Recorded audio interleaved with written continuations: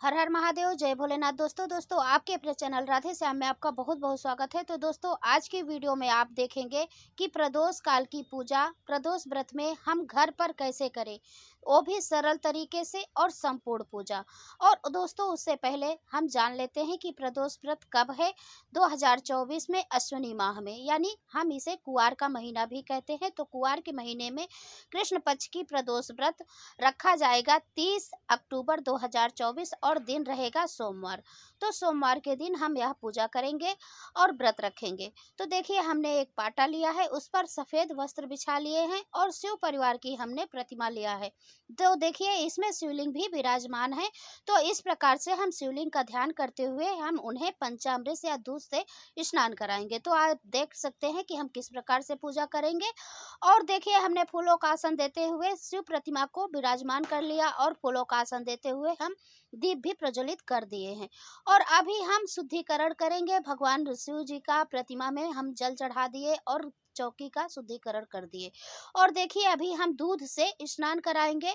शिवलिंग का ध्यान करते हुए, भगवान भोलेनाथ का ध्यान करते हुए हम दूध ऐसे 5 बार करके ऐसे हम उतारेंगे। आप देख सकते हैं ऐसे हमने उतार कर ये ऐसे गिलास में, दूसरे गिलास में हमने रख दिया।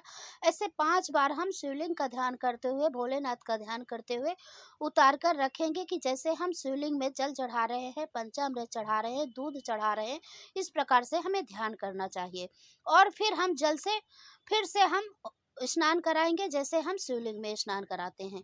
और फिर कलावा रूपी वस्त्र हमने भगवान भोलेनाथ को समर्पित कर दिया है और दीप में भी हम कलावा समर्पित कर दिए हैं वस्त्र के रूप में।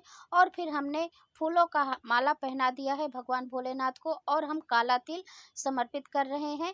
और फिर इसके बाद हम चंदन लगाएंगे शंकर भगवान जी को और माता पार्वती को हम सिंदूर से तिलक करेंगे। और गणपति जी, कार्तिकेय जी को भी हम तिलक करेंगे चंदन से। और सिंदूर से भी हम गणेश जी को तिलक कर सकते हैं, तो उन्हें भी सिंदूर से तिलक कर देना चाहिए। और फिर हम दीप में भी तिलक करेंगे। और फिर इसके बाद हम अक्षत चढ़ाएंगे। तो अक्षत टूटा हुआ नहीं होना चाहिए, संपूर्ण अक्षत होना चाहिए। आप अक्षत समर्पित करें और धूप दिखाएं। और घंटी बजाते हुए हमने धूप दिखा दिया है।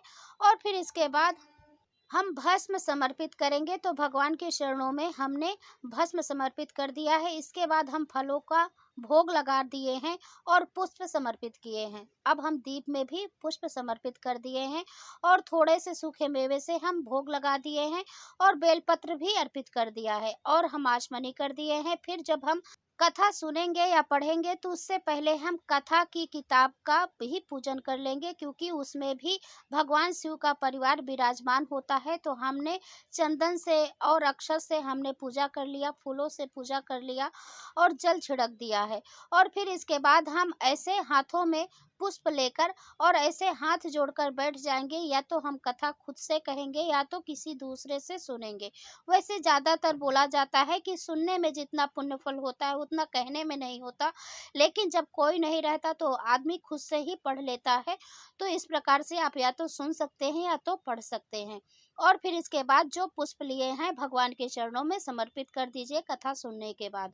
तो फिर इस प्रकार से आप आरती कर लीजिए। कपूर की आरती करनी चाहिए भगवान भोलेनाथ की। तो इस प्रकार से आरती करनी चाहिए। आप आरती ओम जय शिव ओमकारा ये भी बोल सकते हैं, या फिर कर्पूर्य गौरम करुणावतारम संसार सारम भुजगेन्द्रहारम सदा वसंतम हृदयारविंदे भवम भवानी सहितं नमामि। भवम भवानी सहितं नमामि।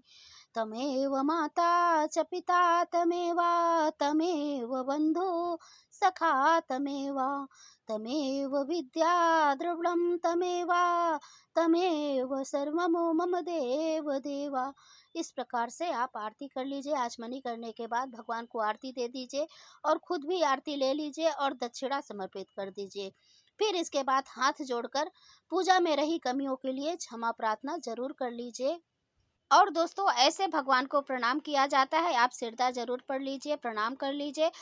और जिस आसन पर आप बैठे हैं उसके नीचे 2 बूंद जल गिराकर और अपने माथे से ज़रूर लगाइए और भगवान इंद्रदेव का आप नाम ले लीजिए, क्योंकि उनको वरदान मिला है कि जब भी कोई पूजा पाठ करके उठता है, यदि वो माथे से जल लगाकर और उनका नाम नहीं लेता तो सारा पुण्य फल उनके पास चला जाता है। तो इसीलिए आप इंद्रदेव जी का नाम ज़रूर ले लीजिए। और दोस्तों, यह थी आज की वीडियो। यदि यह वीडियो आपको पसंद आई हो, अच्छा लगा हो, तो चैनल को सब्सक्राइब जरूर करें। और दोस्तों, अगली वीडियो है प्रदोष व्रत की कथा, तो वह वीडियो भी आप जरूर देखिएगा, कथा जरूर सुनिएगा।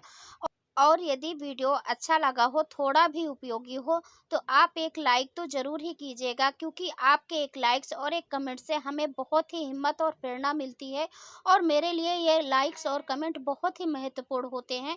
तो प्लीज़ दोस्तों, आप एक लाइक तो ज़रूर ही कीजिएगा। अब मैं मिलती हूँ अगले वीडियो में, तब तक के लिए नमस्कार और वीडियो देखने के लिए बहुत बहुत धन्यवाद।